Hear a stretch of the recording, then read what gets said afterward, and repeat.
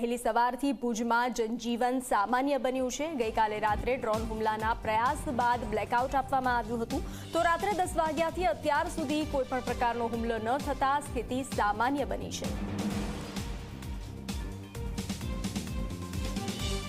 કચ્છની સરહદ ઉપર ભારત અને પાકિસ્તાન વચ્ચે યુદ્ધ જેવી સ્થિતિનું નિર્માણ છે તે થયું હતું ને તેને કારણે કચ્છ જિલ્લાના અલગ અલગ શહેરો છે તેની અંદર લોકોની અવરજવર અને ખાસ કરીને લોકોને ઘરની અંદર રહેવા માટેની અપીલ કરવામાં આવી હતી ને ત્યાર પછી પોલીસ તંત્ર દ્વારા કડક પાલન છે તે કરાવવામાં આવ્યું હતું।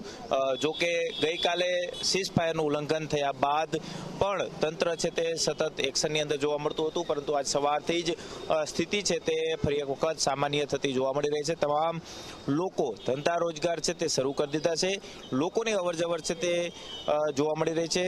ભુજનો બસ સ્ટેન્ડ રોડ પરના આ દ્રશ્યો છે કે જ્યાં આપ જોઈ શકો છો કે લોકોની અવરજવર અને સાથે સાથે લોકો આજ સવારથી જ ઘરની બહાર નીકળતા જોવા મળી રહ્યા છે।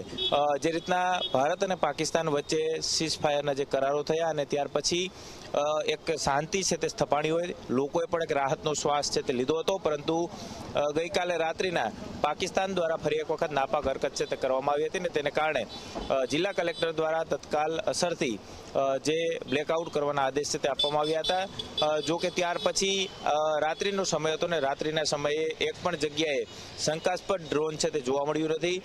કુલ જે કહી શકાય કે કચ્છની બોર્ડર ઉપર 12 જેટલા શંકાસ્પદ ડ્રોન છે તે જોવા મળ્યા હતા અને આ તમામ ડ્રોન છે તેને ભારતીય સેના દ્વારા નષ્ટ છે તે કરવામાં આવ્યા હતા, પરંતુ આજે સવારથી જ વાતાવરણ છે તે ફરી એક વખત શાંત છે તે જોવા મળી રહ્યું છે।